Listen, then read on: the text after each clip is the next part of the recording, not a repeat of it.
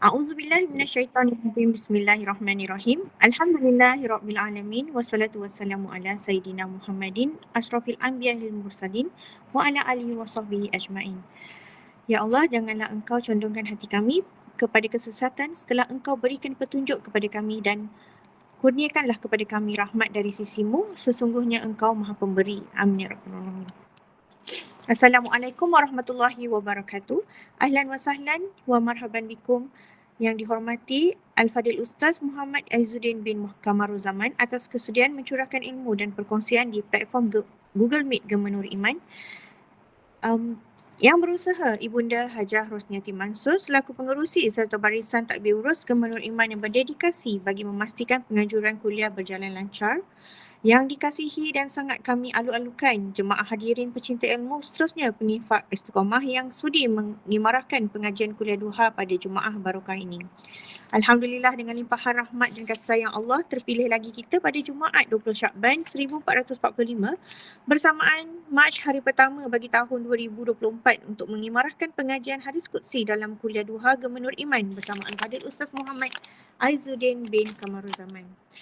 Masa amat mencemburui kebersamaan kita lalu. Tanpa melengahkan masa yang berharga ni, kita mulakan pengembaraan kita di Taman-Taman Syurga dengan bacaan Ummul Quran yang akan dipimpin oleh Al-Fadil Ustaz yang kita segani bagi memohon kebarokahan halaqah ilmu kita pada pagi ini sekaligus memulakan pengajian kita pada Falyatafadhal Mazkura Ustaz. Bismillahirrahmanirrahim. Alhamdulillahi Rabbil Alamin. Ar-Rahmanir-Rahim. Maliki Yawmiddin. Iyyaka na'budu wa iyyaka nasta'in. Ihdinas siratal mustaqim. Siratal ladzina an'amta 'alaihim ghairil maghdubi 'alaihim waladdallin. Amin. Baik, InsyaAllah, Bismillahirrahmanirrahim. Assalamualaikum warahmatullahi wabarakatuh. Alhamdulillahi Rabbil Alamin. Nahmaduhu wa nasta'inuhu wa nastaghfiruh. Wa na'udhu billahi min syururi anfusina wa min sayyiati a'malina. Man yahdihillah falamudilla wa man yudlil falahadiyalah. Syahadu an la ilaha illallah wahdahu la syarikalah. Wa ashhadu anna Muhammadan abduhu wa rasuluh. Amma ba'. Alhamdulillah, pertamanya syukur pada Allah Subhanahu wa taala di atas kesempatan dan juga waktu yang Allah izinkan kepada kita. Sekali lagi kita diberikan kesihatan dan bertemu di dalam majlis ilmu. Semoga Allah Subhanahu wa taala melimpahi dengan kebaikan, kerahmatan, ketenangan dan juga keberkatan dalam kehidupan kita, insya-Allah. Amin ya rabbal alamin. Baik, ibu-ibu, bonda-bonda yang dirahmati oleh Allah, insya-Allah untuk pagi ini kita akan menyambung lagi bacaan kitab hadis qudsi dalam bab kitab rahmah Allah, dan kita akan terus pergi kepada muka surat 137, hadis yang ketiga. Okay, hadis yang ketiga dalam bab ni banyak hadis, okay? Dipecahkan kepada 3 perawi, daripada Huzaifah, daripada Abu Hurairah dan juga daripada Abu Sa'id. Ada tiga daripada perawi ni membawakan ada beberapa hadis, iaitu 1, 2, 3, 4, 5, 6. Ada 6 hadis yang kita akan tengoklah perbincangan pada hari ini. Hadis ni sebenarnya bercerita tentang tentang seseorang yang hampir sama penceritaannya, tetapi dibawakan dalam riwayat-riwayat yang pelbagai daripada beberapa orang sahabat baginda Nabi sallallahu alaihi wasallam. Semua hadis ni berbicara tentang besarnya rahmat Allah yang dahulu kita bincang. Kata Allah Taala, sabaqat rahmati ghadabi, iaitu rahmat Allah melebihi, mendahului daripada kemurkaan Allah. Jadi apa bukti rahmat Allah ni? Belas kasih dan kasih sayang Allah itu melebihi daripada kemurkaan Allah. Apa dia? Maka datanglah contoh daripada hadis-hadis Nabi SAW. Baik, kita tengok. Hadis berikut adalah sebuah kisah seorang lelaki daripada kalangan Bani Israel yang diampunkan dosanya disebabkan takutnya kepada Allah. Terdapat pelbagai riwayat yang menceritakan keadaannya yang berbeza-beza, di mana hadis-hadis disusunkan menurut perbezaan keadaan lelaki tersebut dan digabungkan lafaz hadis yang berlainan di antara satu sama yang lain. Hadis-hadis tersebut telah diriwayatkan oleh beberapa sahabat yang lain. Baik, contoh. Hadis daripada Huzaifah ada dua. Pertama, iaitu anin Nabi sallallahu alaihi wasallam qal, daripada Nabi sallallahu alaihi wasallam telah bersabda, kana rajulun mimman kana qablakum yusi'u dhanna bi'amalih, iaitu kata Nabi, dahulu ada seseorang lelaki sebelum daripada kamu yang telah bersangka buruk dengan amalannya. Yusi'u dhann, dia sangka buruk bi'amalih, dengan amalan dia. Dengan amalan dia, dia sangka buruk dengan amalan dia. Dia rasakan Allah Ta'ala akan datangkan siksaan dan akan turunkan azab pada amalan-amalan dia, menyebabkan dia sangkaan buruk. Saya rasa saya ni tak layak masuk syurga dan segalanya lah. Jadi kerana disangkaan buruk, maka kata Nabi SAW, faqala li ahli, maka dia telah mewasiatkan kepada ahli keluarga dia. Dia telah wasiatkan kepada ahli keluarga dia. Baik, sebab itu ibu-ibu, bila kita beramal, kita mesti ada rasa khauf, takut, dan kita mesti ada rasa rojak. Yang si fulan ni, dia ada rasa takut je. Tapi ketakutan dia itu menjadikan dia bersangka buruk dengan amalan dia. Okay, bahkan dia sedang bersangka buruk dengan Allah Subhanahu Wa Taala. Jadi kita, bila kita ada rasa takut, itu satu perkara yang bagus supaya kita tak overconfident dalam amalan kita. Oh, saya beramal macam-macam dah ni. Saya pagi tadi je kuliah dah 2 dah contoh. Dengar kuliah, saya yang berkuliah, oh saya ni ahli syurga ni. Yang tak buat ni semua ahli neraka. Tak boleh tuan-tuan. Tak boleh Kita kena ada rasa takut supaya kita tak overconfident. Kita rasa Allah terima ke tidak, menjadikan kita ikhlas. Tapi terlalu takut pun tak boleh. Menjadikan kita akan bersangka buruk dengan amalan kita dan kepada Allah. Maka di situ adanya rojak, meletakkan harapan. Ada harapan insya-Allah lah. Amalan-amalan kita ni Allah Ta'ala terima. Jadi dia balance kat situ. Kita tak nak terlalu overconfident. Okay, maka kita letakkan ada rasa takut, dan kita tak nak sampai kita ni terlalu rendah diri kita sehingga kan hilang kepercayaan pada amalan-amalan kita. Maka di situ adanya pengharapan. Jadi dia balance. Okay, tak terlalu yakin dan tak terlalu takut. Dia balance. Okay. Jadi kerana si fulan ni tak ada letakkan rojak, harapan kepada Allah, dia dah sangka buruk dengan amalan dia, dia berpesan pada keluarga dia. Idza ana muttu, dia kata, apabila kalau aku ni mati, fakhudhuni, dia kata, maka tolonglah ambil aku, fadharruni fil bahar, dan kau lemparkanlah aku di dalam lautan, fi yaumis saif, iaitu pada hari musim panas. Dia kata, nanti kalau aku mati nanti, ambil jenazah aku, campak dalam laut ketika mana musim panas. Kenapa? Sebab dia tak nak dia punya jasadnya ketika meninggal nanti dalam keadaan sempurna. Biar dah bercerai-berai dah, kena makan binatang, dah dipukul ombak, dah dilanggar batu, apa sajalah, biar berkecai tubuh dia ni. Kerana apa? Dia kata apa? Fa'afalu bih. Fa'afalu bih. Iaitu anak-anak dia bila bapaknya ni mati, dia pun tunaikan. Dia pun tunaikanlah hajat bapak dia ni. Bapaknya mati, dia ambil jenazah bapak dia, dia campak dalam laut ketika musim panas.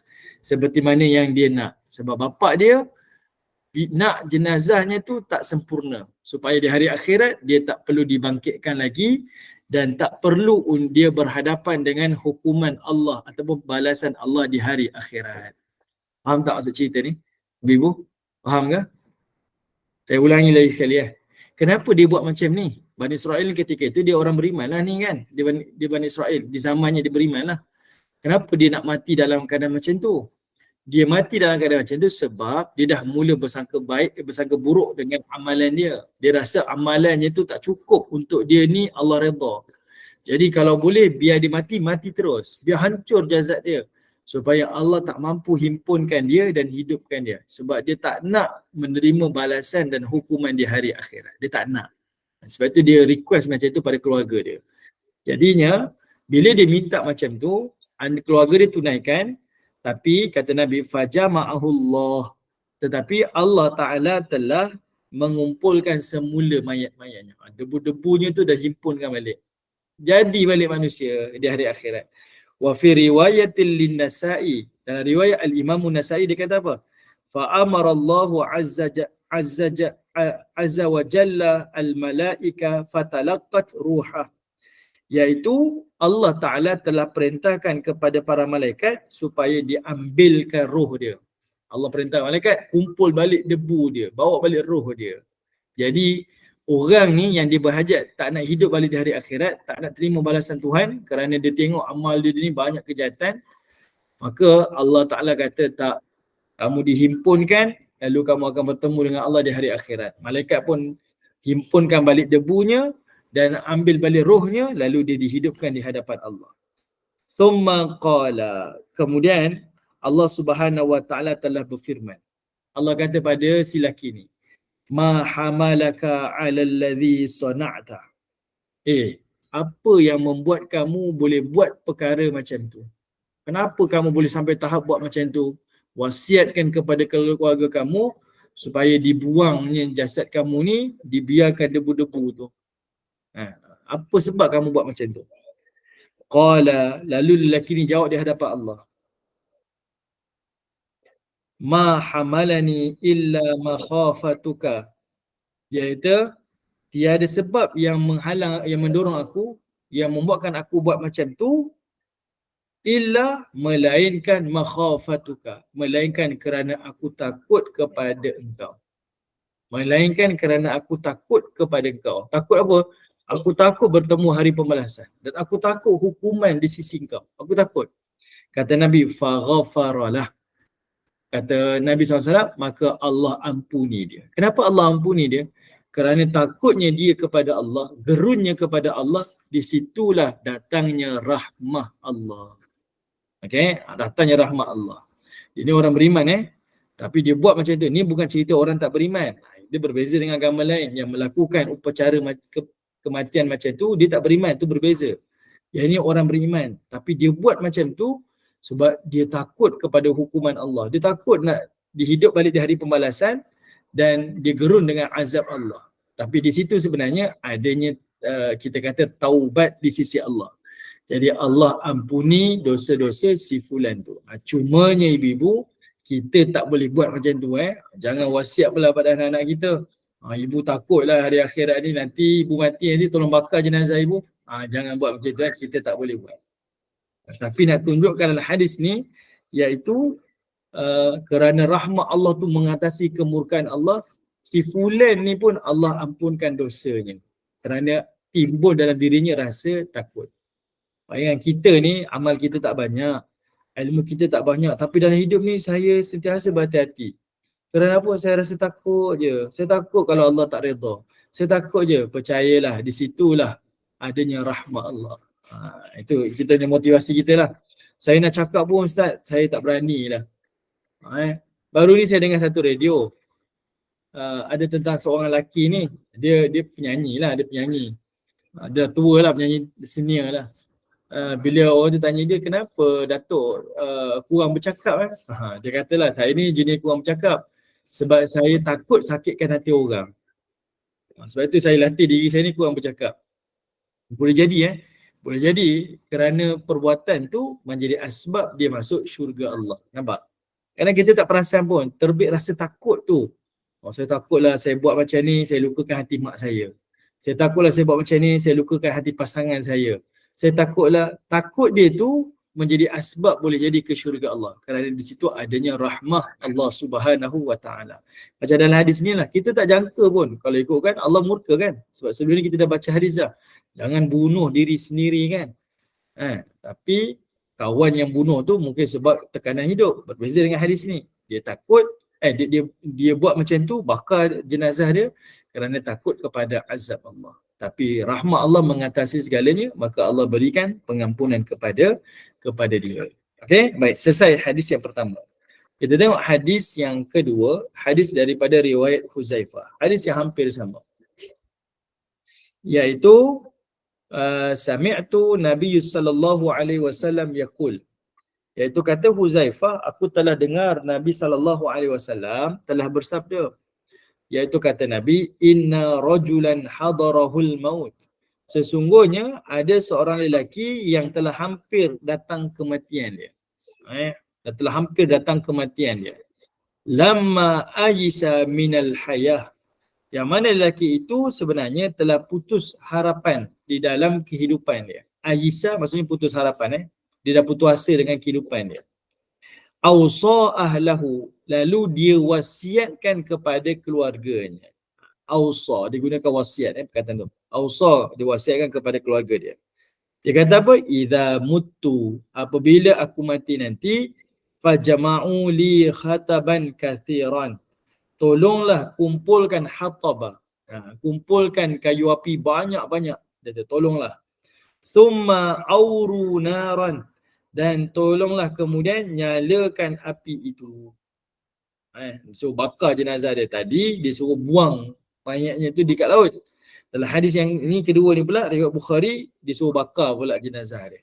Dua-dua ni perbuatan yang menunjukkan kawan ni sebenarnya dia rasa takutlah dengan azab Allah tu di hari akhirat. Jadi kalau boleh dia tak nak dibangkitkan nanti.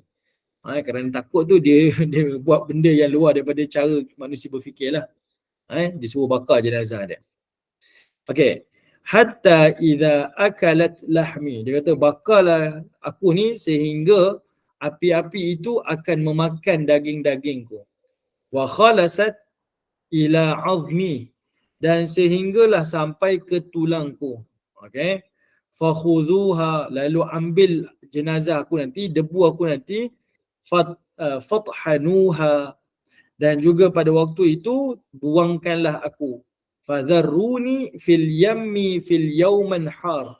Dan kau tolonglah lepaskan debu mayat aku itu di sungai ataupun di laut pada hari cuaca yang panas. Au rahin, ataupun pada hari yang angin bertiup. Maksudnya sengaja dia macam tu dibakar sampai tinggal debu lalu dihanyutkan. Maksudnya debu tu dah bertebaran dah. Kita punya serpihan-serpihan tubuh ni dah bertebaran dah. Okey, ataupun ditiup angin dah bertebaran dah. Mustahil lah untuk dihimpunkan. Logik akal manusia kata mustahil boleh dihimpunkan sebab dah dibakar menjadi debu. Macam mana boleh dihimpunkan? Okey, macam mana nak dihimpunkan? Mustahil lah, mustahil. Benda yang sangat mustahil dari sudut akal manusia. Okey. Fajama'ahullah. Kata Nabi SAW, Allah Ta'ala ni maha berkuasa dan Allah Ta'ala ni boleh himpunkan balik seluruh manusia. Okey. Saya tak nak ulang hadis ni sebab dia lebih kurang sama. Kita akan baca hadis ni juga. Cuma saya nak tunjuk, saya nak tambah sedikit selingan. Okey, ibu-ibu tengok dalam Quran, boleh buka pada surah Al-Qiyamah. Okay, kita tengok surah Al-Qiyamah.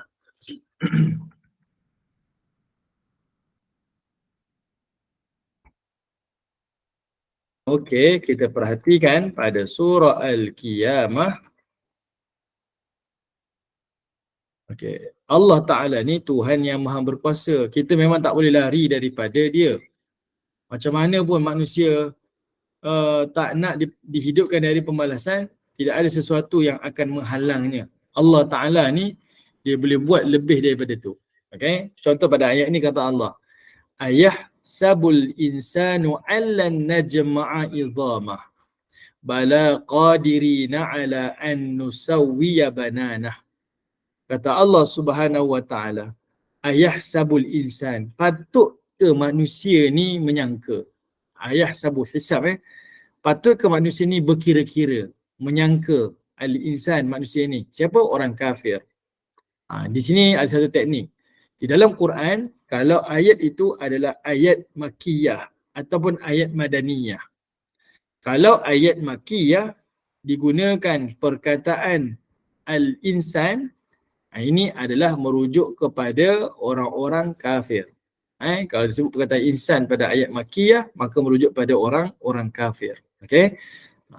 Sebab itu kita kena tengok pada konteks surah itu diturunkan. Zaman sebelum Mekah ataupun zaman selepas hijrah. Zaman sebelum hijrah ataupun zaman selepas hijrah.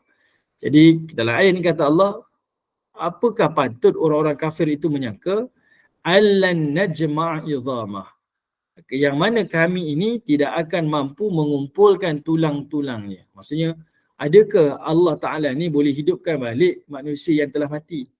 Kan? Logik ke Allah Ta'ala boleh hidupkan manusia yang telah mati? Dari sudut hukum akal manusia, mustahil lah tulang kita dah hancur, tulang kita dah jadi rompong, dah jadi kosong. Takkanlah Allah Ta'ala boleh, ada Tuhan yang boleh himpunkan kita, hidupkan kita balik. Mustahil.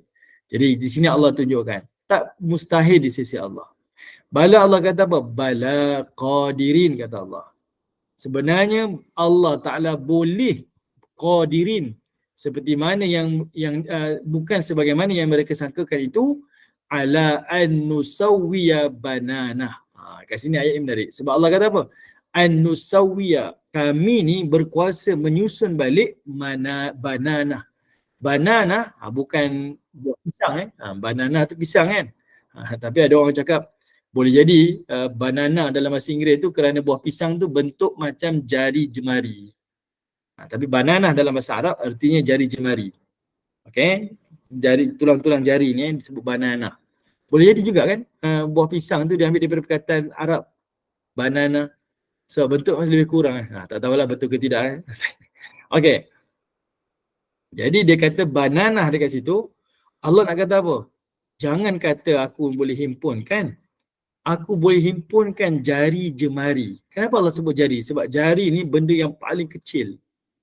Okey. Seolah-olahnya kalau jari yang detail-detail ni sampai cap jari yang detail-detail ni, yang unik ni, aku boleh himpunkan dan aku boleh hidupkan semula. Yang benda-benda lagi, organ-organ yang lebih besar tu bukan lagi benda yang mustahil. Allah sebut benda yang paling mustahil, dihimpunkan jari-jari manusia. Dah jadi debu ke, dah jadi apa ke, dah dimakan ulat ke, dah hancur ke, semuanya dikembalikan nanti di hari akhirat sebelum kita dihidupkan semula. Semuanya tak mustahil bagi Allah. Jadi Allah Ta'ala sengaja sebut perkataan nusawwiya bananah, kami susun balik jari-jari dia tu sebab nak tunjukkan Allah Ta'ala boleh buat benda yang paling rumit menjadi mudah, benda yang mudah lebih lagi lah Allah Ta'ala boleh lakukan. Jadi pada ayat ini menunjukkan kepada kita, seperti mana saya sebutkan tadi, manusia ni menyangka kalau dia dah hancur, dah jadi debu, dah bertiup angin, dah bertebaran dekat mana-mana, mustahil lah dia boleh dihimpunkan semula. Tapi pada ilmu Allah, tak mustahil. Benda tu lebih mudah. Kalau saya cakap dengan ibu-ibu macam ni, ibu-ibu, adakah ibu-ibu nak datang rumah saya? Kalau nak datang boleh, tapi tolong bawa ayam hidup datang rumah saya. Bawa ayam hidup. Kak Mira kalau datang rumah saya, bawa ayam hidup. Tapi daripada rumah Kak Mira dekat Perak tu, sepanjang perjalanan, Kak Mira cabut bulu ayam tu. Cabut bulu ayam, buang sepanjang perjalanan. Daripada Perak sampailah ke Selangor, cabut dan buang. Okey? Nanti daripada rumah saya, balik ke rumah Kak Mira kutip balik bulu ayam tu. Dari sudut akal kita, takkanlah saya boleh jumpa balik bulu ayam tu. Kan saya dah buang, dah bertiup angin, dah bertebaran, berselerakan ke mana-mana, tiba-tiba nak himpun balik, mustahil lah. Logik akal kita mustahil. Mungkin begitulah yang lelaki difikir. Dah dibakar debunya, lalu dilepaskan, ditiup angin, dibuang dalam laut. Mustahil. Tapi bagi Allah, ia bukan perkara pelik dan bukan perkara mustahil. Jadi itu yang Allah Ta'ala nak sampaikan. Okey. Fajama'ahullah, maka Allah himpunkan semula mayat ni. Faqala, dan Allah Ta'ala berkata, lima fa'altah. Okey. Allah Ta'ala menyebutkan, mengapa engkau lakukan benda ni? Kenapa kau buat macam ni? Qala, maka dia menjawab, khasyatak, sebab aku takut kepada engkau. Okey, perkataan khauf, tadi perkataan khauf dia sekarang perkataan khasyah. Khasyah ni lebih takut lagi aku lebih takut kepada kau. Tapi pelik kan? Berbezanya takut kita kepada Allah tak sama dengan takut kita kepada makhluk. Takut kita kepada Allah adalah dengan cara mendekatkan diri pada Allah. Takut kita kepada makhluk adalah dengan menjauhkan diri kita daripada makhluk tersebut. Jadi kena faham konteks ni, dia bukan tak beriman, dia beriman. Dan dia beramal soleh. Cuma dia bersangka buruk dengan amalan-amalan yang dia lakukan. Okay, jadi dia rasa saya takut sebenarnya nak jumpa dengan kau. Kerana dia takut tu, faghafaralah, Allah ampuni dosanya. Situ adanya taubat. Siapa saja manusia, saya ulangi lagi sekali. kita buatlah amalan macam-macam pun. Macam saya sendiri mengajar di penjara ramai je budak-budak di penjara ni, penghuni-penghuni penjara ni, dia nak berubah tapi tak jumpa jalan. Nak berubah tak jumpa jalan. Bahkan dalam keadaan diri mereka ada yang boleh solat, ada yang tak boleh solat. Kita tengok fizikal dia pun macam mana lah nak terus kehidupan. Kita sampai fikir macam tu, kesian ada ni. Tapi kalau tanya dia, Ustaz, saya memang nak berubah, Ustaz. Saya betul-betul taubat, Ustaz. Saya dah serik, Ustaz. Hati saya ni. Sebenarnya percayalah, itu pun adalah taubat. Boleh jadi dia lebih ikhlas di sisi Allah berbanding kita. Okay? Kita boleh tengok dalam hadis-hadis ni. Okay? Kerana dia rasa gerun kepada Allah tu. Allah campak dalam hati dia, rasa takut pada Allah. Maka boleh jadi itu pun dikira sebagai taubat di sisi Allah Ta'ala. Boleh jadi itulah hujahnya di hadapan Allah. Saya dah takut dah dengan Allah ni, maka Allah ampuni dia. Wa fi riwayatillah. Okay. Di dalam riwayat Al-Imam Bukhari menyebutkan, qala Uqbah bin Amru, daripada Uqbah bin Amru, wa ana sami'tuhu yaqulu dhaka wa kana nabbasha. Iaitu Huzaifah ni mengatakan, iaitu dia ni adalah seorang pencuri apa sahaja yang terdapat di dalam kubur. Orang ni iaitu seorang pencuri apa sahaja yang terdapat di dalam kubur. Okey, ni tak apa. Ini nak tunjukkan kepada kita si fulan ni dia bunuh diri dia, bukan bunuh diri, dia bakar jenazahnya dengan mengharapkan tak dihidupkan kerana dia takut pada hari pembalasan. Pendek kata saya ulangi lagi sekali, di sini adanya rahmah daripada Allah Subhanahu Wa Taala. Amalan kita sedikit, kebajikan-kebajikan kita tak banyak, tapi kalau ada rasa takut pada Allah Taala menjadikan kita berhati-hati. Saya tak buat benda ni sebab saya takut pada Allah. Boleh jadi itulah jalan kita ke syurga Allah. Okay? Saya banyak benda saya buat. Contohlah banyak benda saya buat. Banyak benda kesilapan yang saya buat. Tapi satu je saya tak buat. Saya takkan derhaka pada ibu saya. Contoh ada orang macam tu. Saya takkan derhaka pada ibu saya. Boleh jadi kerana dia tak derhaka pada ibu dia kerana dia takut pada Allah. Ini perintah Allah. Boleh jadi itu jalan dia ke syurga Allah. Jadi sebab itu peluang ke syurga ni luas. Peluang ke syurga ni luas. Kita melihatlah ibadah ni jangan disempitkan dengan sekian-sekian ibadah. Satu, dari sudut kita, bila kita faham benda ni menjadikan kita sentiasa bersangka baik kepada Allah dan bersangka baik kepada amalan kita.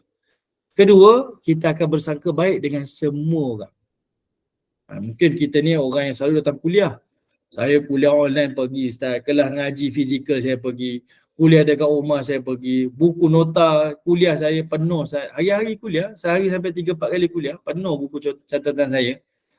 Saya lah moderator, saya lah AJK, macam-macam lah, kita ni semua kita. Okay? Tapi bila kita tengok dalam hadis ni, otomatik kita sangka baik dengan orang lain. Mungkin orang lain ni dia tak pergi kuliah, dia tak dengar kuliah, kita tak kenal dia pun, saya tak pernah nampak dia pun. Tapi kita tetap bersangka baik dengan dia. Boleh jadi ada amalan yang dia buat, Allah redha dan Allah masuknya dalam syurga. Boleh jadi kan? Boleh jadi. Okay? Boleh jadi. Boleh jadi dia ni banyak buat kebajikan, Allah masukkan di dalam syurga Allah. Kita boleh tengoklah macam-macam contohlah. Dulu saya tengok yang jadi fenomena dekat Malaysia ni, yang kematian yang dipanggil pelawak tu, siapa nama? Pak Yus daripada Perlis tu. Kalau ibu-ibu daripada Brunei mungkin tak kenal lah kot. Tapi kalau di Malaysia ni ada seorang komedian tu, nama dia Pak Yusri. Dia punya kebaikan dia betul Kak Irma. Dia sembunyi, kenal kan? Dia sembunyikan kebajikan dia. Kalau tengok dia jenis orang huah-huah, gelak-gelak macam tu. Tapi dia sembunyikan kebajikan dia. Bila dia meninggal tu, kematian yang menghidupkan. Ramai orang cerita tentang kebajikan-kebajikan dia. Kita tak tahu pun. Dan di situ boleh jadi ada rahmat Allah. Ada satu amalan yang dia buat sungguh-sungguh kerana Allah, Allah redha sungguh. Dan mungkin Allah beri ganjaran yang lebih besar di hari akhirat yang kita tak tahu. Okay? Seorang lagi tu yang Abang Boceh tu. Yang kita tengok biasa-biasa saja, tapi dia ni hidup dia, mak dia cerita, saya tengoklah dekat TV tu, iaitu mak dia memang redha dengan dia. Apa sahaja yang dia buat, dia akan pastikan mak dia dulu. Apa yang dia buat, mak dia dulu. Daripada zaman dia kerja biasa-biasa, dia kata tolong mak dia apa semua, mak dia dulu. Apa-apa mak dia. Kalau tengok daripada zahir dia, bukanlah orang yang ada ilmu, bukanlah orang yang kuat beramal, tapi boleh jadi dengan ada amalan-amalan yang kecil-kecil tu, dia dapat rahmat Allah. Dia meninggal dalam keadaan semua orang rasa kehilangan dia. Dan ada beza kan, ada orang yang dia meninggal, orang suka. Kita dah tak kena dah, tak susah dah, elok dia meninggal. Ada orang dia meninggal dalam keadaan orang, ya Allah meninggal dah, rugi dah kita. Sebab tak dapat lagi kebaikan-kebaikan daripada dia. Tengok jadi menyebabkan bila kita faham hadis ni, pertama kita bersangka baik dengan Allah dan bersangka baik dengan amal kita. Dan satu lagi, kita akan mudah bersangka baik dengan orang lain. Walaupun orang lain tak beramal macam kita, mungkin tak baik macam kita, tapi kita tengok dia boleh jadi mesti ada kebaikan yang dia buat dan Allah redha. Hilang sangkaan buruk kita pada orang lain. Subhanallah. Ini antara perkara-perkara yang sentiasa kita kena pasak dalam diri kita.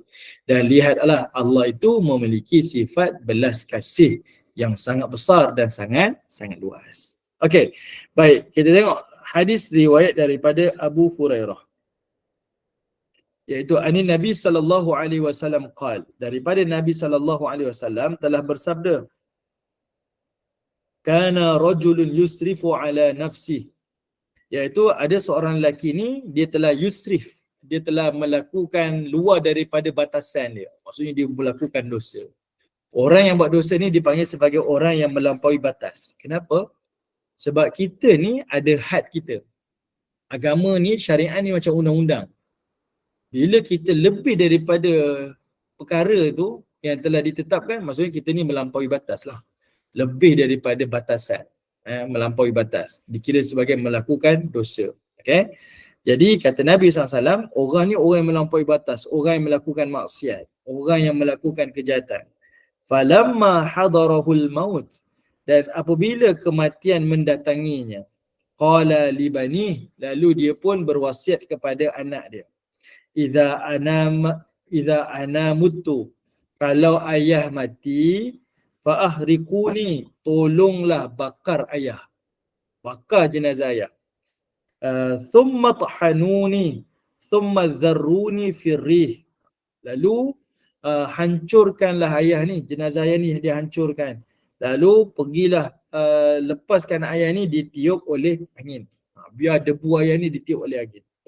Dalam riwayat Imam Muslim ditambahkan perkataan fil bahar, ditiupkan oleh angin di kawasan lautan. Maksudnya apa? Kawasan yang mustahil lah orang boleh himpunkan balik. Debu diterbangkan, ditiup oleh angin di kawasan lautan. Siapa yang nak buat kan? Debu bercampur dengan air dah langsung dah larut dia. Tak akan jumpa lagi lah, dan mustahil boleh dihimpunkan. Fa wallahi la in qadara alayya rabbi la yu'adzibani azaban ma 'azzabahu ahadan. Dia kata apa? Demi Allah, jika Allah Ta'ala menyempitkan aku, pasti dia akan mengazab aku. Azaban ma'azabahu ahad. Dengan azab yang tidak pernah ditimpakan kepada seseorang pun.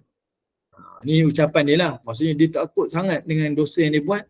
Dia minta anak dia bakar dia dan lepaskan debu dia. Sebab dia kata apa? Kalau Allah nak azab aku ni, aku tak boleh lepas ni. Jadi aku tak nak dibangkitkan di hari pembalasan. Falamma mata, lalu apabila dia mati, fu'ila bihi dhalik, keluarganya tunaikan apa yang dia hajatkan. Fa amarallahu al-arda, maka Allah perintahkan kepada bumi, faqala ijma'i ma fiki minhu, Allah Ta'ala berfirman, Allah pun berfirman, iaitu kata Allah Subhanahu wa Ta'ala, iaitu kumpulkanlah untukku ma fika minhu, ma fiki minhu, kumpulkanlah debu-debu mayat lelaki itu yang ada padamu. Okey. Lalu fa'alat, lalu bumi pun menunaikan perintah Allah. Fa idza huwa qa'im, lelaki itu dah dihimpunkan debu-debunya dan rohnya, lalu dia pun berdiri di hadapan Allah. Faqala, lalu Allah pun berfirman, ma hamalaka ala ma sana'ta, apa yang mendorong engkau untuk melakukan perbuatan tersebut ni? Bakar jadi debu, lepaskan dengan di angin dan sebagainya. Qala, dia pun menjawab, ya Rabbi khasyatuk, wahai Allah, sebab aku takut kepada engkau. faghafaralah, maka Allah ampuni dosanya. Wa qala ghairuhu, dalam riwayat perawi yang lain, makhafatuka ya Rabbi, disebabkan aku gerun kepadamu wahai Tuhanku. Kerana takut pada Allah itu tak dizahirkan dengan perbuatan, tapi dia takut dari sudut dalam iman dia, pun Allah berikan pengampunan dan berikan keredaan di sisi Allah Subhanahu wa taala. Rahmah Allah taala. Okey, dalam riwayat yang lain daripada Abu Hurairah, anna Rasulullah sallallahu alaihi wasallam qala, Nabi SAW telah bercerita, qala rajulun lam ya'mal khairan qad, ada seorang lelaki yang tidak pernah melakukan apa-apa kebaikan. Nampak tak? Berbeza-beza hadis ni. Walaupun hadis ni sama, tapi berbeza-beza. Tadi mula-mula iaitu dia ni minta dilepaskan jenazahnya tu di laut biar dimakan binatang ke apa ke. Yang kedua, dia suruh bakar mayat dia jadi debu lalu dilepaskan. Ketiga, beza dia orang ni buat dosa. Yang hadis pertama kedua, orang ni melakukan amal soleh tapi sangka buruk. Hadis yang ketiga, orang ni memang buat dosa. Dan dia tengok, ya Allah Ta'ala ni mungkin akan hukum dia, kerana takut tu dia bunuh diri, dia bakar diri dia, jenazah dia tu. Tapi Allah berikan pengampunan. Yang keempat hadis ni, beza dia, orang ni Nabi kata, lam ya'mal khairan qad, sekali pun tak pernah buat baik. Sekali pun tak pernah buat baik. Kan beza-beza hadis tu. Fa idza mata, apabila dia mati, faharrikuh wadhruh nisfahu fil barri, iaitu dia ni mengatakan apabila dia mati maka anak-anaknya telah membakarnya, wadhru nisfahu fil barri, dan telah membuang sebahagian daripada abu mayatnya itu fil barri, iaitu di laut, di daratan, wa nisfahu fil bahar, dan separuh lagi dibuang di laut. Lagi pula dia pisahkan pula jenazah bapak dia ni, abu tu. Separuh buang dekat laut, separuh lagi buang kat daratan. Dia nampak sangatlah yang dia memang tak nak, apa kita kata, dia memang tak nak dihidupkan semula. Kalau boleh dipisahkan terus. Lalu, fawallahi la in qadarallahu alaihi liyu'adzibannahu 'adzaban la yu'adzibuhu ahadan minal alamin. Yang mana dia mengatakan, demi Allah, kalau Allah Ta'ala akan mengazabkannya, menyempitkannya, pastilah dia akan diazab dengan azab yang tidak yang pernah ditimpakan kepada mana-mana makhluk daripada seluruh dunia. Okey, dia ada i'tiqad macam tu. Fa amara Allahul bahar fajama'a ma fihi wa amara al-barra fajama'a ma fihi.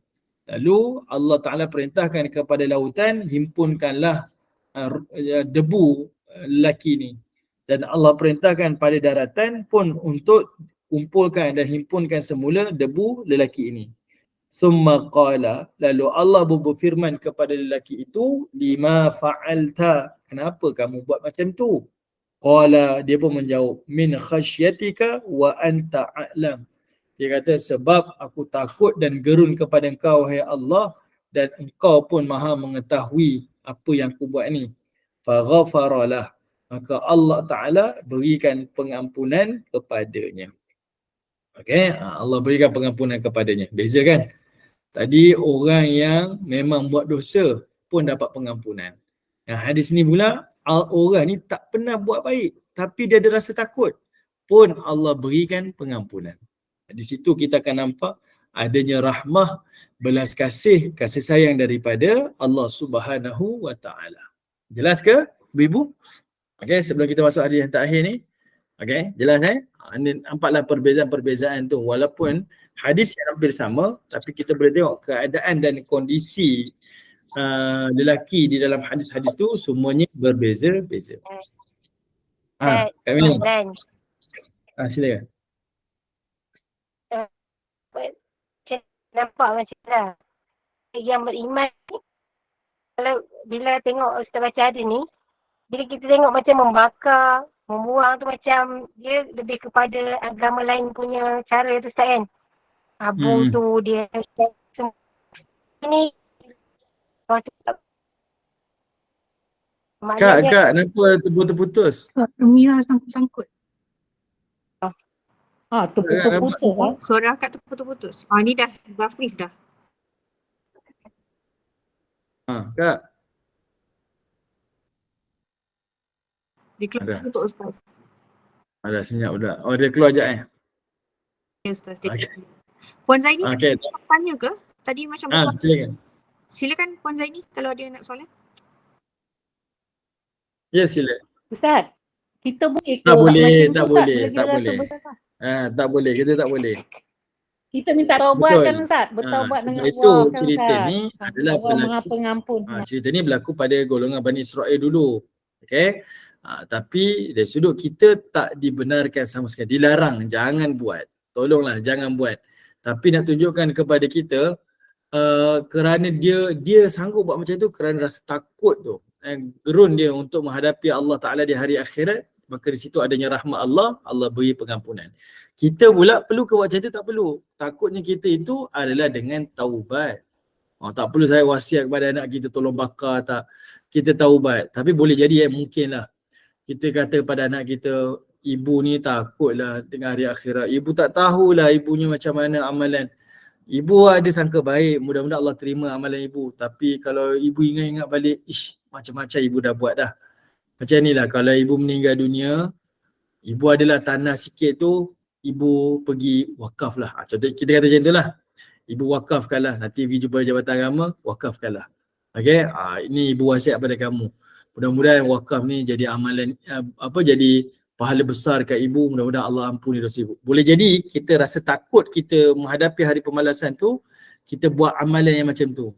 Kita wakaf tanah kita ke, kita minta anak kita infak seluruh harta kita ke, ataupun kita kata ibu ada duit sikit je tapi tajalah siapa ada anak cucu-cucu ibu ni yang nak belajar sekolah agama, ibu taja. Kita buat benda-benda kebajikan yang dilihat sebagai amal soleh yang dibenarkan oleh syarak. Sebab kita takut amalan kita ni Allah terima ke tidak. Takut berhadapi pembalasan. Jadi kita buat amalan yang macam tu. Maka itu yang lebih baik. Jelaskan ibu-ibu? Ustaz, sebab saya dulu pernah fikir macam tu Ustaz. Saya nak cakap dengan anak saya kalau saya susah sangat nak mengucap subaka ya. Tapi saya terfikir balik Ustaz, saya dah belajar masuk kelas ni kan. Saya rasa tak boleh buat macam tu. Betul. Tak boleh. Kita memang tak boleh buat. Tak dibenarkan sama sekali. Saya mengucap balik, lepas tu saya bertaubat dengan Allah Ustaz. Mudah-mudahan kita jumpa hadis ni, mudah-mudahan hadis ni menjadi jawapan kepada kita. Bukanlah satu perasaan yang tak baik sebenarnya, tapi kerana kita sendiri susah nak cerita. Bila kita sendiri rasa ya Allah, takut tu menjadikan kita boleh terfikir macam tu. Tapi lihatlah, mungkin itu satu rezeki daripada Allah kan. Kerana rasa takut tu boleh jadi menjadi pengampunan di sisi Allah Ta'ala dan menjadi satu keredaan di sisi Allah Ta'ala. Saya fikir amal saya tak banyak lah. Saya fikir macam-macam dah saya buat dah. Saya fikir ya Allah ilmu saya pun tak banyak dah. Saya rugi dah masa muda dulu. Contohlah gerun tu menjadi taubat di sisi Allah Ta'ala. Mudah-mudahan macam itulah. Okay. Baik, kita tengok hadis yang terakhir. Hadis daripada Abu Sa'id Al-Khudri iaitu Nabi SAW annahu dzaqara rajulan fi man salaf, telah menyebutkan tentang ada seorang lelaki yang hidup pada zaman salaf, sahabat pada zaman dahulu, au fi man kana qablakum, ataupun seseorang yang sebelum kamu. Qala kalimatan ya'ni a'tahu Allahu malan wa walada, iaitu kata Nabi SAW, Allah telah memberikan kepadanya, a'tahu, anugerahkan kepadanya, malan wa walada, harta dan juga anak-anak. Perkataan a'ta tu maksudnya satu anugerah, satu pemberian daripada Allah. Saya ada seorang anak saudara, saya namakan anak saudara saya ni, saya banyak anak saudara saya ni saya namakan. Bapa dia kata dia nak nama anak dia AM. Dia nak nama anak dia dua nama, ada huruf A, ada huruf M. Nama pertama huruf A, nama kedua huruf M. Saya pun fikir apa benda lah, macam mana lah. Kan ada anak-anak macam tu kan. Saya nak nama anak saya mesti ada M, H. M tu mudah lah kalau lelaki, Muhammad. H tu kita letaklah Muhammad Hawari ke, Muhammad Hadif ke, Muhammad Haq, macam-macam lah kita boleh letak. Ni nama perempuan. Dia nak nama A dengan M. Saya fikir, last kali tu saya kata anak ni elok namanya Atiyah, saya sebut Atiyah. Atiyah, ada berkata atah ni lah, iaitu anugerah, pemberian daripada Allah. Jadi nama anak kalau ibu-ibu ada cucu perempuan ke kan, mana tahu ada anak perempuan lagi ke, bagi nama Atiyah, pemberian, anugerah. Lalu M tu pula saya fikir, macam-macam saya letak. Tapi last sekali, saya rasa yang paling selesa sekali dengan maksud kena Atiyah Maisarah. Nama Maisarah yang mudah. Atiyah Maisarah. Kekal lah. Memang mak dia kata mudah betul anak dia ni. anak buah saya ni memang mudah sungguh lah dia ni. Tak nangis, jarang nangis. Mudah nak dibawa.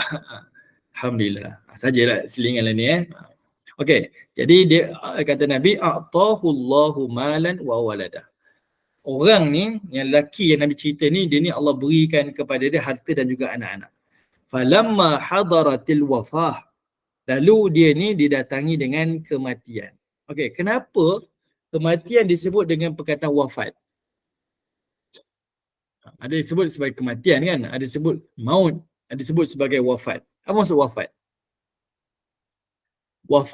Wafat ni sebenarnya, kalau tadi kuliah tafsir tadi, ibu-ibu dengar ayat yang kita jumpa, yufuna bin nazar kan, yufun. Yufun artinya menyempurnakan. Ataupun kita sebut sebagai aufa. Kalau ada anak perempuan, saya suka sangat nama-nama ni. Okey, boleh namakan dengan nama aufa. Baik. Perkataan wafat ni dia berarti sempurna. Maksudnya segala rezeki kita Allah dah sempurnakan dah. Maka kalau semua dah disempurnakan, tak ada apa lagi dah. Dah tak ada apa-apa dah kat dunia ni. Melainkan kita kembali ke alam yang kekal abadi di hari akhir. Sebab itu disebut sebagai wafat. Rezeki-rezeki kita dah disempurnakan oleh Allah Ta'ala. Wafat. Jadi perkataan-perkataan ni sebenarnya penting kita faham. Sebab kadang-kadang dia mungkin dekat dengan hati kita kan. Maksudnya selagi mana saya belum mati, maksudnya saya ada benda yang saya perlu buat. Banyak benda lagi yang belum selesai lagi. Yang mungkin Allah Ta'ala nak. Ataupun mungkin masih lagi kita berkhidmat kan. Ikut hati saya nak berhenti kerja dah. Tapi kita masih lagi berkhidmat. Boleh jadi ada yang Allah nak kita ditugaskan untuk kerja-kerja di tempat yang saya direzekikan dekat sini. Ada orang bekerja dekat jabatan ni. Ada orang kerja kat unit ni. Boleh jadi ada kemampuan saya tu yang Allah Ta'ala nak kita berikan sesuatu. Jadi cara kita berfikir. Penting perkataan-perkataan. Saya tak tahulah orang lain. Tapi kalau saya jenis macam tu. Penting perkataan-perkataan ni. Sebab itu Allah beza-bezakan.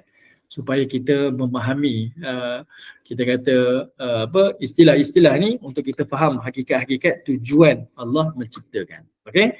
Baik, sekarang kita tengok. Bila dia wafat, dia berpesan pada anak dia. Ayya abin kuntalakum qalu khaira abin. Dia kata, apa pandangan kamu tentang ayah ni? Aku ni bapa yang macam mana ya anak-anak? Abah ni macam manalah anak-anak? Ibu ni macam mana anak-anak? Okey ke tak okey ni? Anak-anak dia jawab khaira abin. Abah ni abah the best lah. Abah yang terbaik di dunia ni. Qala fa innahu lam yabta'ir aw lam yabta'iz indallahi khairan. Maka Nabi SAW bersabda, sesungguhnya dia tidak pernah menyimpan ataupun dia tidak pernah melakukan satu pun kebaikan di sisi Allah. Okey. Perhatikan dekat khaira abin tu, anak-anak dia jawab, ayah ni sebaik-baik bapa. Qala, tapi Nabi bersabda. Qala dekat situ, Nabi yang bersabda. Fa innahu lam yabta'ir aw lam yabta'iz. Lam yabta'ir artinya dia tidak pernah menyimpan. Lam yabta'iz, dia tak pernah melakukan apa-apa kebaikan di sisi Allah. Maksudnya boleh jadi orang ni di sisi manusia dia buat macam-macam. Baik, memang baik lelaki ni. Tapi di sisi Allah mungkin tak ada nilai langsung kebajikan dia. Langsung tak ada kebaikan di sisi Allah Ta'ala.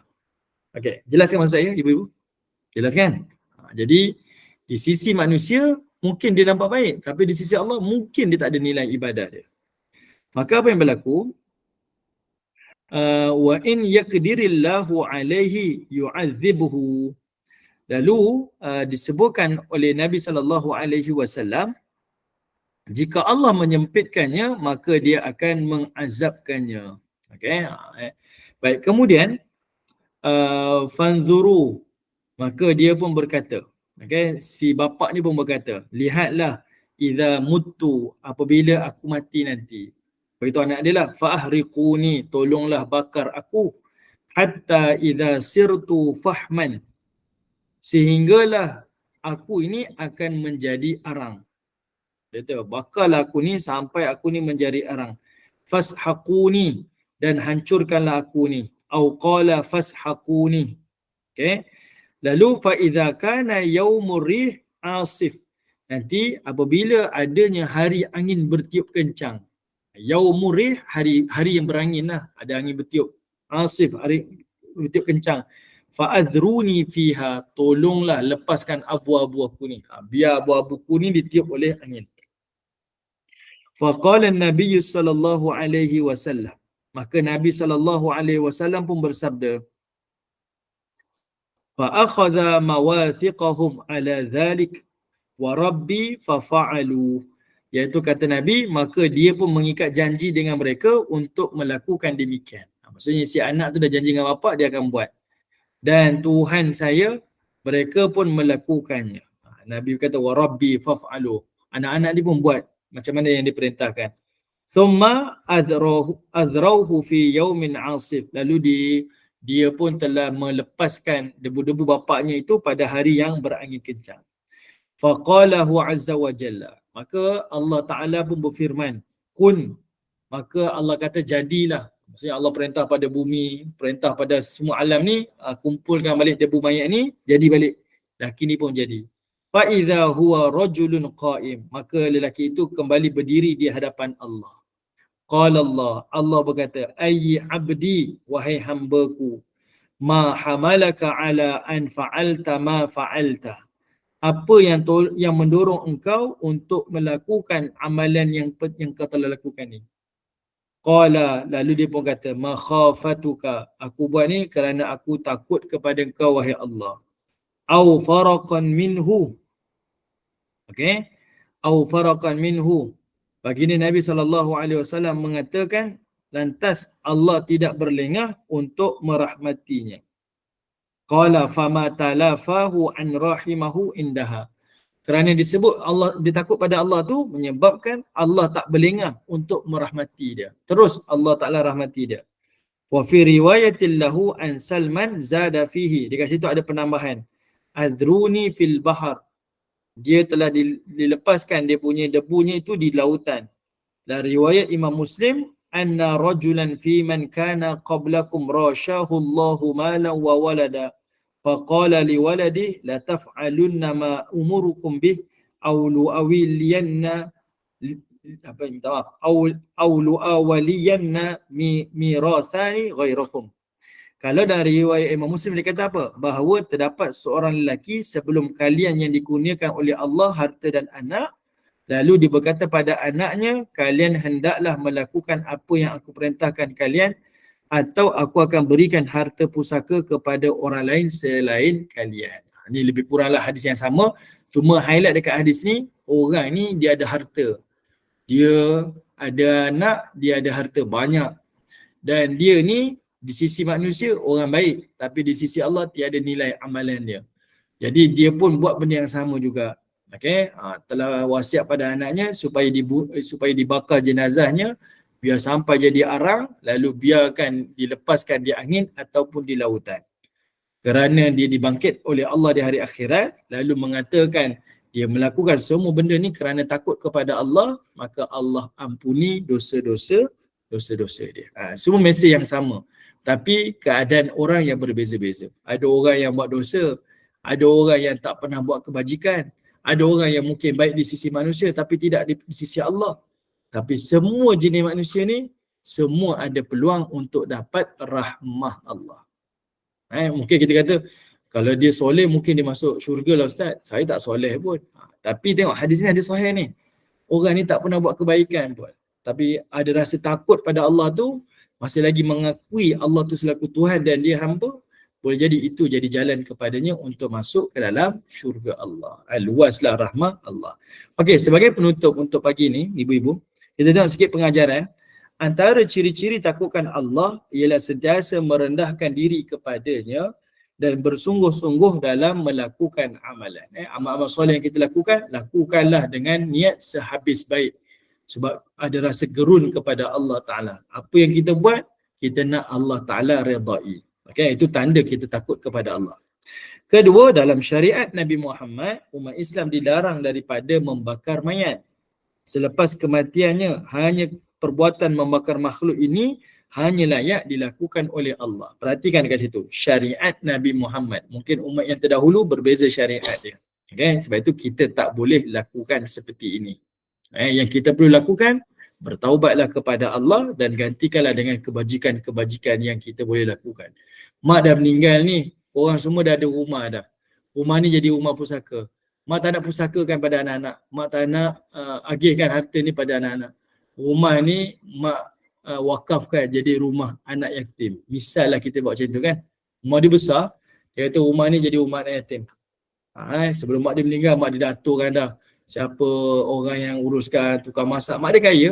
Jadi dia kata harta-harta mak ni nak biarkan anak yatim duduk kat rumah ni. Biar dia selesa, ada kemudahan.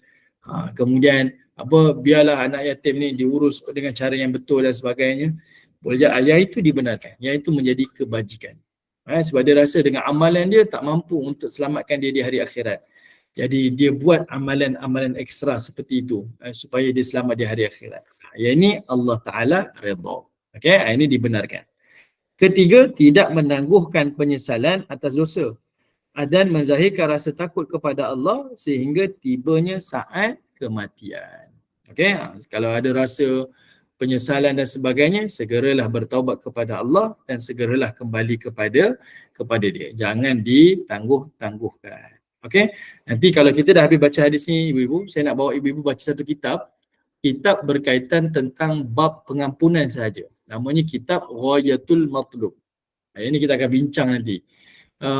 Kitab ni sangat bagus sebab dia cerita bab pengampunan yang luar daripada cara kita berfikir. Dia bawakan daripada dalil Quran dan juga daripada dalil hadis. Saya baca kitab ni dekat Masjid Negara. Kalau ibu-ibu yang mungkin boleh tengok di Facebook Masjid Negara Malaysia, saya baca kitab ni.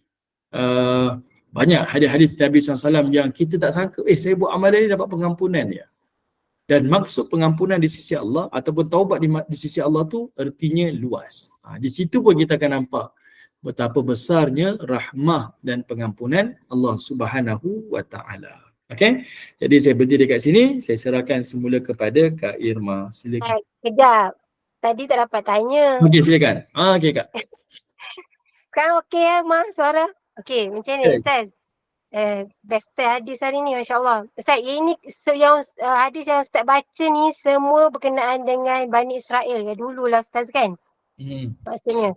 Yang keempat tadi tu berkenaan dengan orang yang sekalipun tak pernah buat baik tu, dia still Islam lah maksud dia Ustaz. Ya, betul. Dia maknanya tak sama orang beriman dengan yang tak beriman ni. Tapi kalau tak beriman lain lah. Tak beriman dia terkecuali. Yang ni cerita Bani Israel. Ini Bani Israel dia beriman lah. Beriman maknanya luasnya rahmat Allah mengatasi segalanya. Maknanya boleh dengan rasa takut tu je boleh buatkan Allah mengampuni kan Ustaz. Allah Masya Allah. Betul. Baik, Alhamdulillah faham sangat. So apa yang nak tanyanya? Ya, sebab tadi bila kata bakar tu, mula tadi saya rasa macam dia macam agama yang lain kan yang melakukan benda ni. Tapi bila cakap Bani Israel tu orang dulu, saya nampak lah maknanya itu yang macam saya cakap tadi lah, syariat pada zaman Rasulullah lah. Kita jangan buat jelas sekarang. Kita jangan buat, kita buat yang dibenarkan lah. Yang saya sebut tadi, taubat. Lepas tu gantikan dengan perkara-perkara kebajikan. Perkara-perkara kebajikan tu. Okay. Terima kasih kamera. Kamera telah mengulas dengan baik lah. Tapi mengulas, kalau mengulas dengan durian, seulas dua durian. Ya Allah. Boy lah saya. Tengah musim kan, tengah musim. Okay. Baik, terima kasih. Terima kasih semua. Saya serahkan pada Kak Irma. Assalamualaikum. Waalaikumsalam. Ya. Bangsa lain Ustaz, agama lain, India ke apa kan. Saya tanya mereka, saya beritahu kat mereka, lepas mati kita akan hidup balik. Dia kata tak hidup dah. Kita akan bakar tu kira memang habis dah, tak akan hidup dah. Jadi saya faham lah mereka, fahaman mereka maknanya kalau bakar memang tak hidup dah. Kita lain, dia pun lain. Itu yang fahaman saya. Betul tak? Okey. Terima kasih. Okey, baik. Yang saya tahu, saya tak tahu yang dia faham macam tu. Tapi yang saya tahu daripada budaya mereka, agama mereka, sefaham saya mereka tak fikir macam tu sebenarnya. Mereka mempercayai adanya hari kehidupan yang akan datang. Sama ada dalam konsep berbeza. Tapi dia percaya, kalau dia buat baik di dunia ni, maka dia akan hidup lagi akan datang. Tapi dia hidupkan dalam bentuk yang lain. Mungkin jadi binatang, jadi pokok, jadi itu. Dia ada kepercayaan macam tu. Mana-mana manusia, mana-mana agama maupun mana-mana bangsa. Sebab ini adalah benda fitrah. Semuanya, sampai Firaun pun percaya juga. Yang dia buat piramid besar-besar tu kubur dia. Sebab dia meyakini dia pun ada hari kebangkitan. Firaun pun meyakini macam tu. Okey. Jadi yang sefaham saya, kenapa mereka ni dibakar, sebab bagi dia bakar tu lebih elok daripada ditanam. Kenapa? Sebab kalau ditanam kesian dimakan ulat. Kalau dibakar, biar dibakar terus ya. Jadi dia tak diseksa dimakan oleh binatang. Itu cara dia fikir. Yang itu yang saya tahu. Yang kenapa dia buat macam tu. Tapi sebenarnya itu dari sudut seksaan kepada mayat tu. Dibakar mayat tu. Cuma kalau dia kata dia mati terus, dibakar terus, tak ada ni. Saya rasa tak. Saya rasa sebab saya minta maaf lah. Ni nanti boleh cut nanti mereka ni, agama lain ni, dia tak ada agama yang mereka belajar secara formal. Dia hanya ikut-ikut je. Apa yang disampaikan melalui anggapan dan tanggapan itu je mereka yakini. Dia tak ada ilmu. Macam ada ke kelas pengajian sekian-sekian, kita ada pengajian Quran, pengajian tafsir, pengajian hadis, ulum hadis, pengajian tauhid, pengajian akidah, pengajian akhlak, semua kita belajar. Dia tak ada pengajian. Dia tak ada pengajian sebab dia melalui tanggapan sahaja. Okey, dia hanya ikut-ikutan sahaja. Jadi macam dululah, kenapa puasa ya mak? Puasa ni sebab kita nak rasa macam mana susahnya orang miskin. Jadi macam agama macam itulah. Mak dia faham macam tu, mak dia sampaikan macam tu. Tapi dari sudut konsep agama salah lah, kurang tepat kan. Kita puasa ni sebab takwa kita.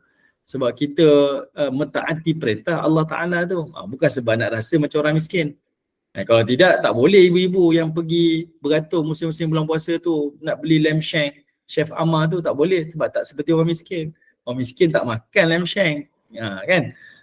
Jadi faham tak maksudnya? Jadi mereka... Assalamualaikum Ustaz. Waalaikumsalam. Kan Ustaz cakap tadi yang macam fahaman diorang macam dia ada kelahiran selepas tu kan? Betul, kelahiran. Iman sekadar nak berkongsi lah, betul. Macam Iman, arwah tu Iman orang Sri Lanka tapi dia masuk Islam lah. Jadi waktu dia meninggal tu, Iman yang waktu dia meninggal depan van jenazah, belakang Iman tengah nak lahir, mama nak lahirkan Iman lah. Jadi diorang kata Iman ni kelahiran kedua arwah tu maknanya. Jadi Iman macam fikir bila Ustaz cakap macam tu pun saya teringat maknanya itulah connection dia betul lah tu. Diorang akan fikir macam kelahiran yang seterusnya macam tu. Mereka sebenarnya mengimani ada kehidupan selepas tu. Tapi dari sudut version ataupun kefahaman yang berbeza-beza. Sebab semua manusia percaya ada hari kehidupan. Maksudnya lepas mati ada kehidupan. Jadi mungkin yang tadi Bunda Aini kenalannya kata macam tu, saya rasa itu bukan tanggapan ataupun yang mereka yakini secara majoriti. Mungkin itu hanya ikutan sajalah yang difahamkan daripada keluarga dia macam tu je. Okay? Baik. Tapi Ustaz, kalau dia orang mengaji agama, dia orang beriman, dia orang buka kitab kita, mesti dia orang cenderung ke Islam. Ke Ustaz kan dia orang tahu apa azab-azab kita akan terima. Ustaz, terima kasih. Okay, sama-sama Bunda Aini. Okay? Baik. Silakan Kak Irma, silakan. Ustaz ada masa lagi ke untuk menjawab soalan? Nampaknya sangat-sangat. Dah 9:21 lah. Saya nanya siap ni nak pergi sembahyang Jumaat. Hari saya bertugas. Okay, dengan itu saya tutup dengan laju-laju lah Ustaz ya. Tak apa. Tenang tak? Masya Allah, sebuah perkongsian yang sangat bermanfaat dan mencetuskan banyak persoalan. Janganlah kita sebagai hamba Allah berputus asa dengan rahmat dan kasih sayang Allah, kerana sesungguhnya Allah adalah tempat untuk kita gantungkan harapan dan pengaduan serta tempat untuk kita kembali menyerahkan diri atas segala kesilapan dan dosa-dosa yang kita lakukan. Sesungguhnya Allah tak pernah menolak hamba-Nya yang ingin dekat dengannya, dan sesungguhnya rahmat kasih sayang Allah dan pengampunan Allah tu sangat luas. Alhamdulillah, jazakallahu khairan kathira buat Ustaz Muhammad Aizuddin bin Kamaruzaman atas perkongsian ilmu dan pencerahan dalam pengajian hadis qudsi yang merupakan firman Allah. Semoga kita beroleh manfaat, kefahaman ilmu, anugerah Allah lalu menjadikan kita seorang hamba yang taat atau bertakwa.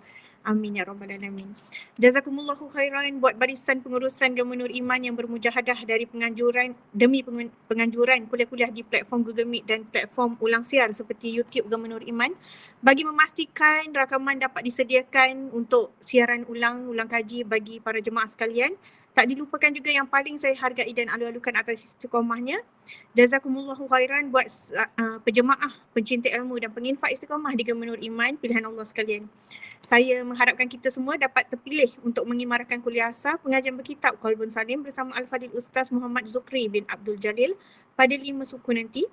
Dalam kesempatan ini saya juga ingin wawarkan pengisian kuliah sepanjang bulan Barakah, bulan Syakban ini bersempena dengan Ihya Ramadan. Daurah puasa bersama Al-Fadilah Ustazah Misnah Miran yang ke sesi ketiga dan keempat pada Isnin 4 Mac pada 5:15 hingga 6:30 petang dan Selasa 5 Mac 8 suku hingga 9:30 malam.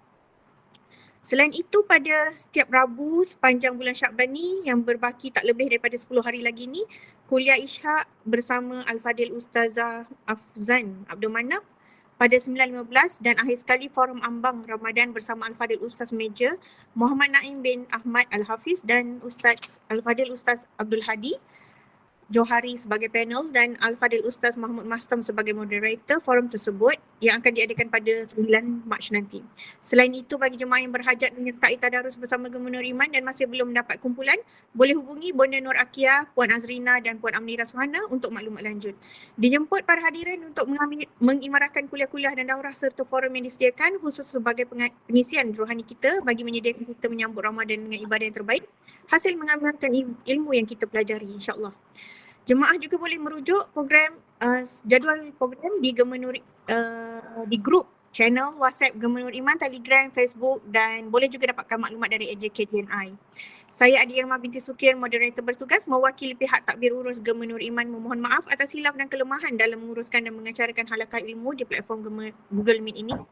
Bagi menangguhkan majlis yang penuh barakah ni, sekali lagi saya dengan rasa penuh hormat mempersilakan Al-Fadil Ustaz Muhammad Aizuddin bin Kamaruzaman untuk memimpin bacaan tasbih kafarah dan suratul As sebagai penutup kuliah pada pagi Sayyidullah yang barakah ini. Sehingga bertemu lagi, saya akhiri kalam dengan lafaz mulia wabillahi taufiq wal hidayah. Assalamualaikum warahmatullahi wabarakatuh. Bismillahirrahmanirrahim. Subhanallah wa bihamdi, subhanakallah wa bihamdika, asyhadu an la ilaha illa anta wa astaghfiruka wa atubu ilaik.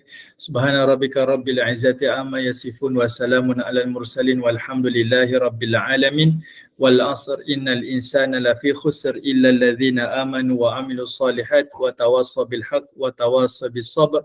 Walhamdulillahi rabbil alamin. Terima kasih semua. Assalamualaikum warahmatullahi wabarakatuh.